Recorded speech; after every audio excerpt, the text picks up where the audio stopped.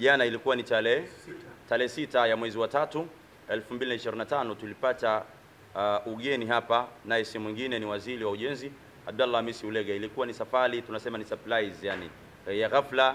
Mimi nilipigwa simu bana, niko hapa nje Sharifu. Kabia nani we?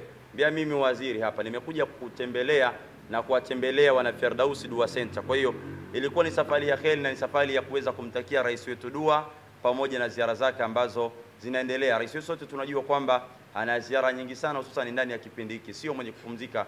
Kwa hiyo tumemtakia dua.